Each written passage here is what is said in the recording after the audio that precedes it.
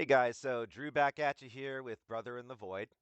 And today we're going to talk about me being a light warrior because I can't just spit something like that out and just expect you guys to go, oh, okay, right? Yeah, I don't think so. So let's get into it.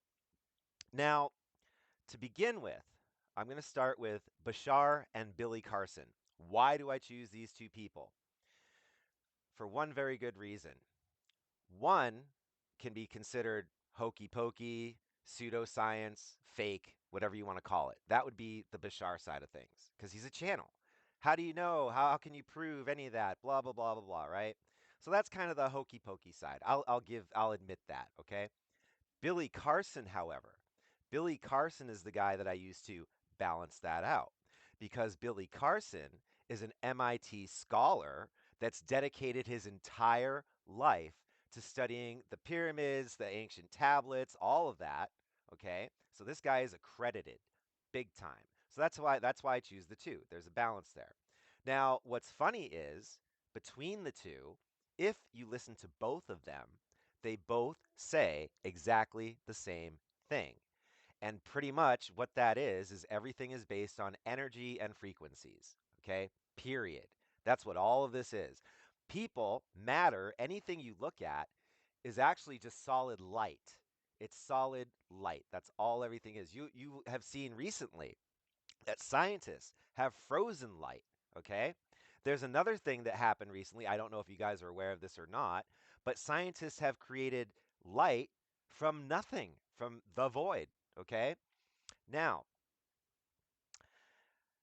having said that, scientists are also finding out, or have found out, I should say, that there is no such thing as nothing. Even in the vastness of space in the actual void, there is no such thing as nothing. So what's there? What can possibly be there? It's called quantum foam. Quantum foam is what scientists have discovered. And quantum foam essentially is the spark of everything. Okay? Now, let's get to energy frequencies, will of intent, that sort of thing. Okay, let's get to my family. So, my family, I come from a well off family, and this family wanted a son. Okay, so my grandfather and my grandmother wanted a son. They got two daughters. Okay, so they got two daughters. So, regardless, they wanted a son. Okay, what am I getting at? I'm the result of of a high potent frequency of will, okay, that dug into that quantum foam, okay, and pulled me down from the ether. All right. How do I know this? How do I know? Right? Simple. I remember before I was born. I do. I absolutely do. 100% clear memory. So what is that like? What was I? What's going on? Okay. So in my family, they have a huge plot of land, about 7 acres, right? They have two houses, my grandparents' house and a little cottage that my grandmother's mother used to live in. And there's a huge driveway that goes between the two houses, okay? This is what I remember. I remember floating as an orange orb of energy in that driveway. I remember looking around. I was standing still. I wasn't walking around. I was just kind of, stationary looking around. And when I was looking around, I can also tell you, I remember details, man. I remember details. My vision was orange, like the orange orb of light that I was. So it's like as if you put a piece of orange cellophane in front of my eyes today. That's what my vision was like. Everything was like orange, okay?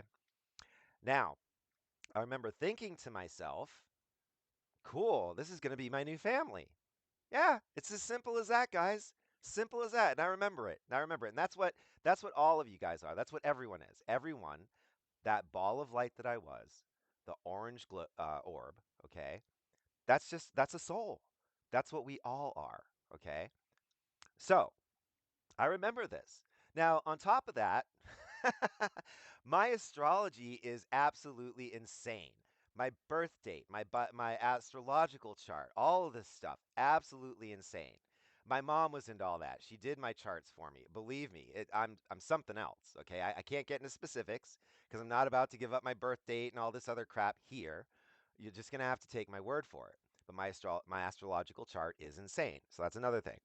Now, so there's the memory of before I was born. Orange orb of light, chilling in the driveway, just kind of looking around, going, cool. This is going to be my new family. Yes, I remember that. Okay. Now, let's move on. After I was born, this is a very interesting incident. And again, and please notice that my memory is impeccable. Most people would not remember stuff from being a baby, let alone before birth, right? So take note of that as well. My memory is impeccable. So now I'm born, right? And one time, this is broad daylight. I remember this. I'm laying in the crib. I'm taking a nap. I'm a baby. I'm like, I don't know, not even one yet, I don't think, right? And this is when I had my first out of body experience. So what happened? So, like I said, my grandparents had a good size plot of land full of trees. My grandfather loved trees. As a matter of fact, he had a sign out front that he had made. It said Treeland Acres. He's just a nature buff. He had a garden, he had trees, all this stuff. So here I am, little baby spirit, right? Floating out and about, broad daylight, right? Taking an afternoon nap.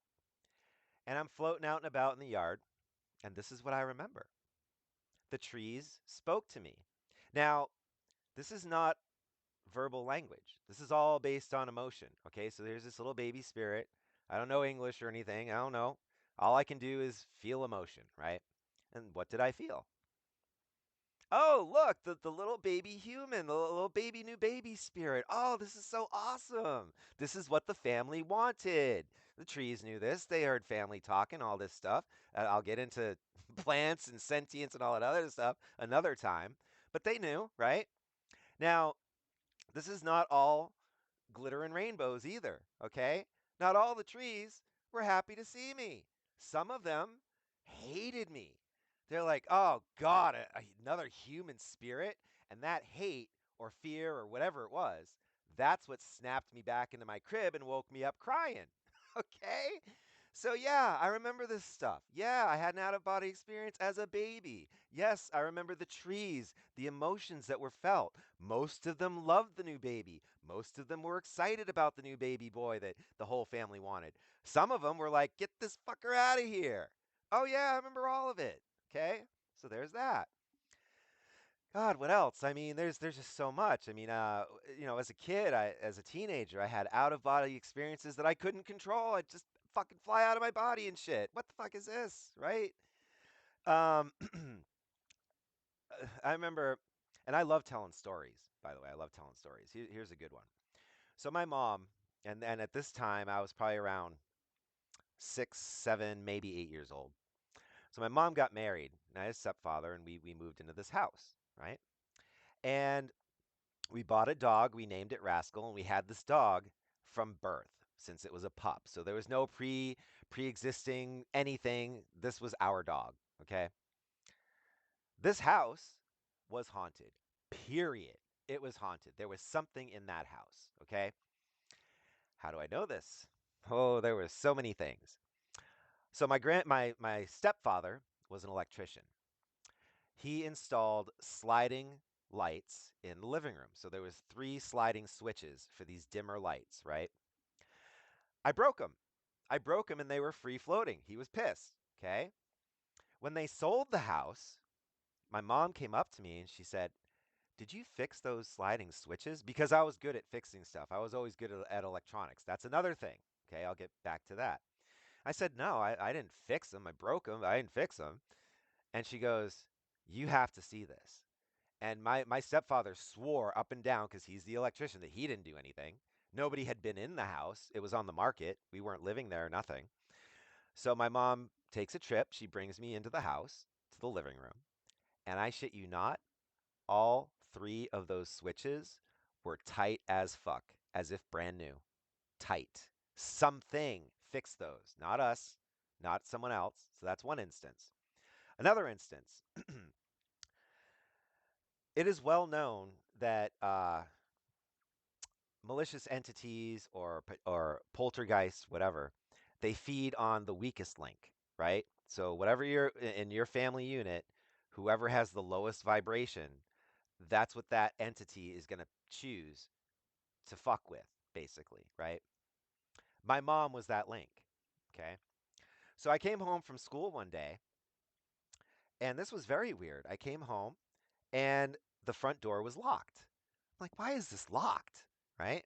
And on the side of the door, there was a window, probably about, I don't know, 5 feet in length, maybe like 6 or 7 inches in width, right? And my mom pops up in that window holding a freaking kitchen knife. Something's freaking her out, right? Now, this isn't towards me, but she's freaked out, okay? So she unlocks the door. She lets me in. I'm not scared of my mom. She puts the knife down. But something got to her big time, and she never really spoke of it, but she was scared. This was something. That's another thing. The dog. Now remember, we had this dog since it was a pup, okay? No pre anything. This dog wasn't abused, nothing like that, okay? But this dog was highly sensitive.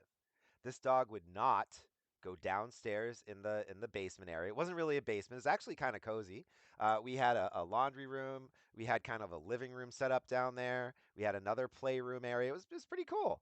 Dog would not go down there. Okay.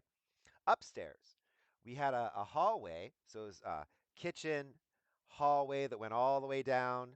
Couple bedroom doors, couple doors on the right, my door on the end for my bedroom, and then there was like a bathroom right before all of that. Dog would not go into the bathroom.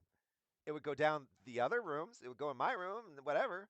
For some reason, that bathroom freaked him out. Wouldn't go in there. And we never bathed. We never, it wasn't like one of those things where the dog knew, hey, this is a bathtub. I hate this thing. No, we never gave the dog baths or anything like that.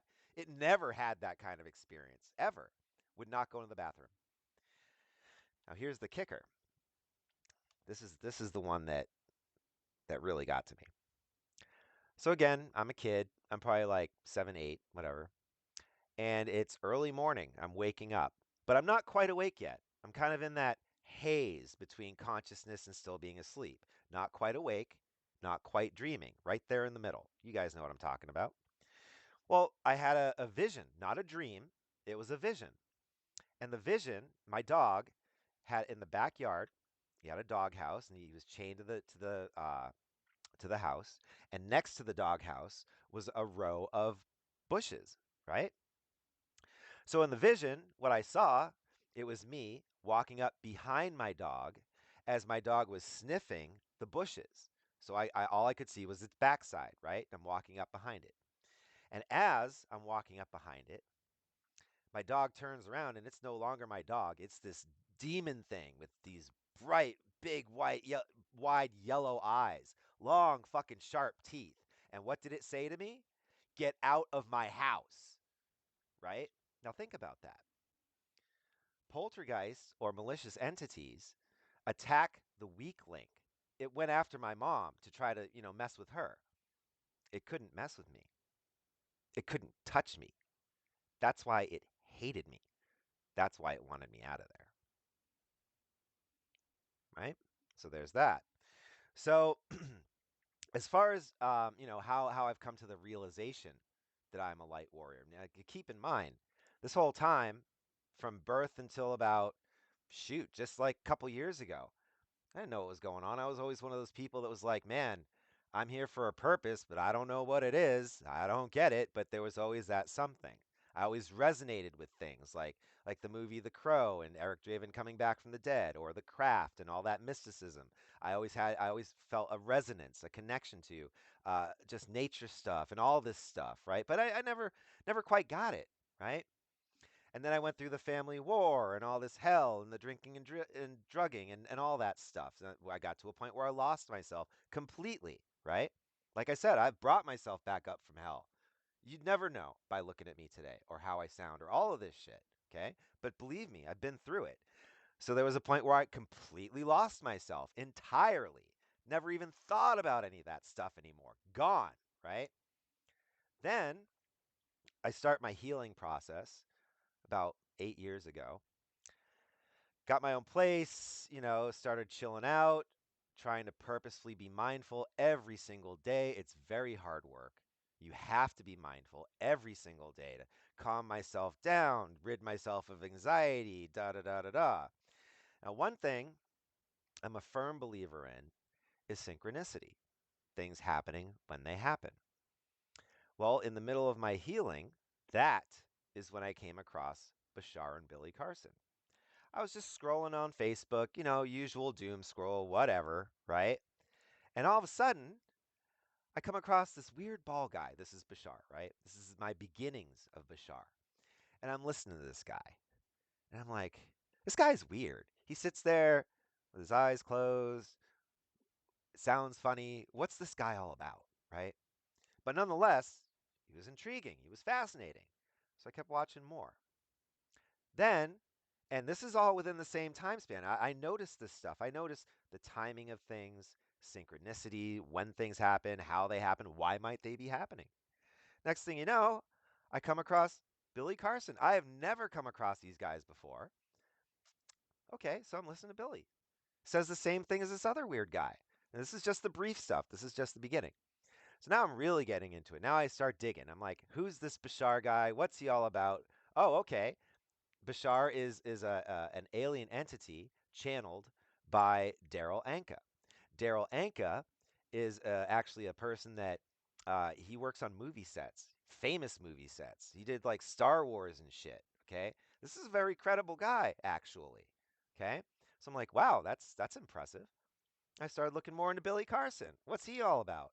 Oh, MIT grad. Oh, wow, he's almost as old as me. Been doing this his entire life.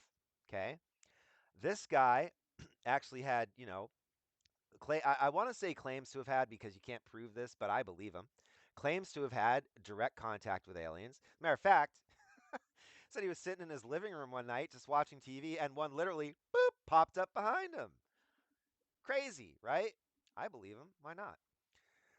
So there's a lot of things, a lot of things I believe in. I'm very open-minded. I have memories. Okay, I even have memories of a past life. Not really. It's fragmented. Really, all I remember is uh, uh, a desert-like world, kind of like Mars. You might want to view it kind of like looking like Mars. On this planet, the city, there was a city that came up through the sand.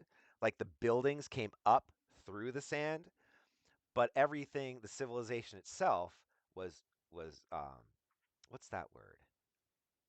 Subterranean, right? Everything was underground, right? My memories include the following, okay? I remember having an office underground in that subterranean area. I was some kind of computer guy, okay? The walls were lined with pipes. The whole wall was all pipes because they had to pipe in, I'm assuming, water, air, whatever, into the subterranean area. Now, the buildings rose up through the sand because, and I'm assuming, I don't know this, again, this is fragmented, but I'm assuming at some point we did live above ground. We did like the sun. Therefore, we kept that. We kept an outlet to give ourselves light by working in office buildings that went up, right? Hey, get some sun, right? But the atmosphere, the environment was so harsh that if you did want to go above ground, you had to wear a suit. And the suits looked just like our like astronaut suits, stuff like that. But that's all I remember. I don't remember what I looked like. I don't remember my name. I have a faint memory of a woman, of course, right? But I don't know who she was or what the context was or what her name was either.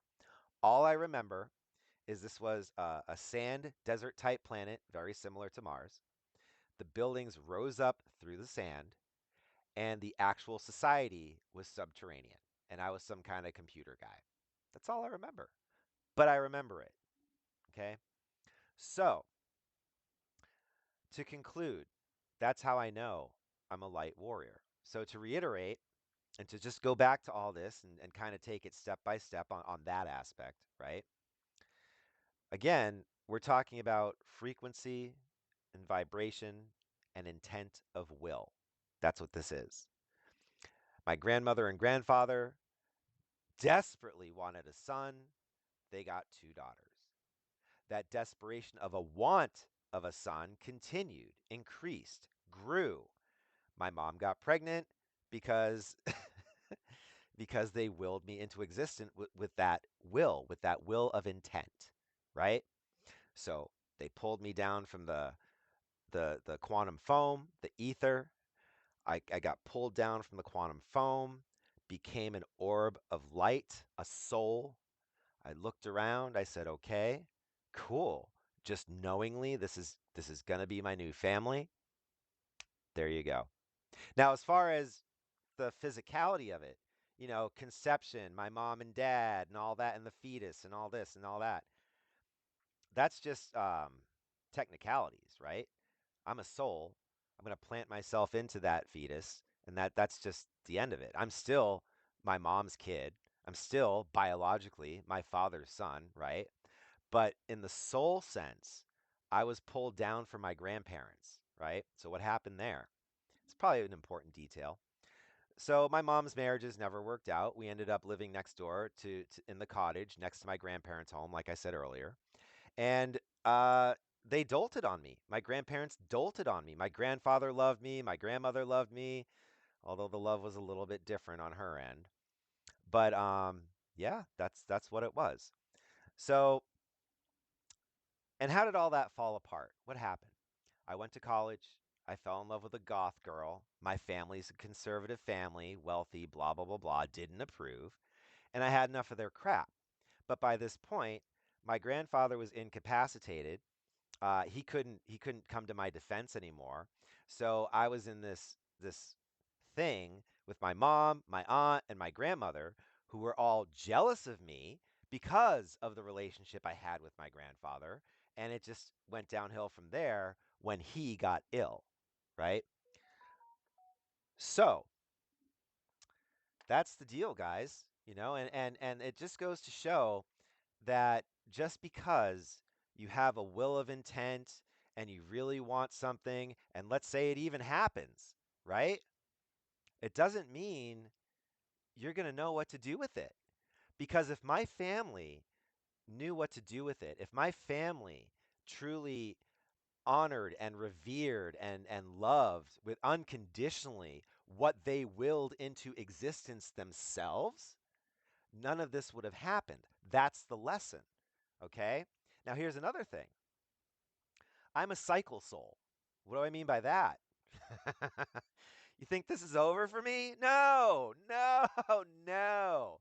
This is the first round with this family for me. This was my briefing. That's what this was. Okay? This was just my learning phase. That's it. Now I got to go back, do it all over again with full memory and try to improve this shit and try to make it work better. And I don't know how long it's going to take, right? And that's another thing. One of the things I find most fascinating that science has figured out, and again, Bashar and Billy Carson they all say the same thing. Everything exists at the same time. There is no past, there is no present, there is no future. Everything exists all at once. Science is finding this out now, okay? So, and death is an illusion. The physicality of this body is an illusion. As soon as this is gone, I'm back to being that orange orb again. Period. That's the way it works. So, if death is an illusion, and if there's no such thing as past, present, and future, and time exists all at once, well, guess what I'm going to do when I die? I'm just going to pop right back to the year I was born.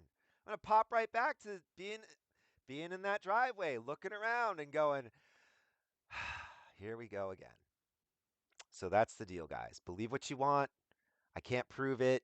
This is all, you're just going to have to take my word for it. But believe me, I'm a light warrior. I was sent here for this family.